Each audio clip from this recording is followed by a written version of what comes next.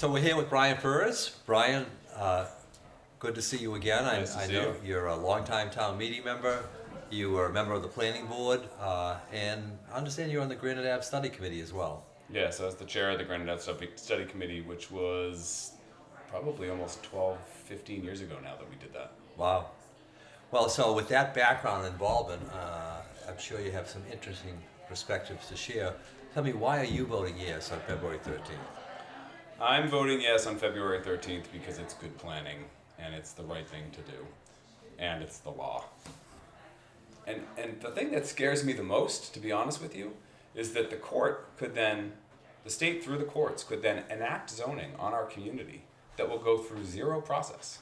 So the courts would theoretically have the opportunity to come in and take away all of the process that was put in place to very carefully select these areas that we've chosen to comply with this law, and very carefully manipulated this zoning to make it as minimally impactful as possible. And instead just put zoning in place that meets the state's requirements with absolutely no consideration for what the town actually needs. And the damage that could do to property values, to our traffic, to our schools, to all of the things that the vote no people are worried about could be monumental. So I would really challenge people to think about enacting this zoning and knowing that we have process, very good process, over the next several years. If the zoning isn't perfect, we can get it there. And also to trust the process that will keep large projects from coming in and running over our town. Because with 40B and other ways for developers to come in and do large projects in our community, our boards have held, our character has held. You have the Carberry Estate, which was developed extremely responsibly. You have 88 Wharf, a great development. All of the Milton Village was developed. And all this was done through thoughtful, curated zoning. And that's what we're trying to enact here. Thoughtful, curated zoning that is meeting the needs of most of Milton's residents for what today's communities and today's realities require. Terrific. Thank you, Bryan. You're welcome. Thank you. So here with Kyle Johnson. Kyle, you're one of our newer residents in town on Blue Hill Ave, close to Tucker.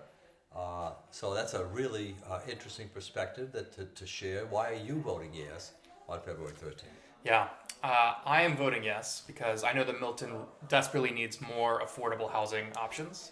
You know, as someone who was recently in the housing market, I know lots of people in my phase of life are looking for, options for housing at a variety of different price points that aren't as readily available in Milton. Oh, yeah, good point. Any sort of more challenges because of that? Absolutely, yeah. There's just not a lot of options that people that are young, looking for their first home, to find something that's at their price point. And building more housing is going to provide a variety of options at different price points, including lower income options, which Milton desperately needs. And provide that opportunity for families like yours to move into Milton. Absolutely. I love it here, and I want other people to experience what Milton is and become a part of it. That's terrific. Hey, Kyle, thank you for sharing your perspectives with us. Anytime.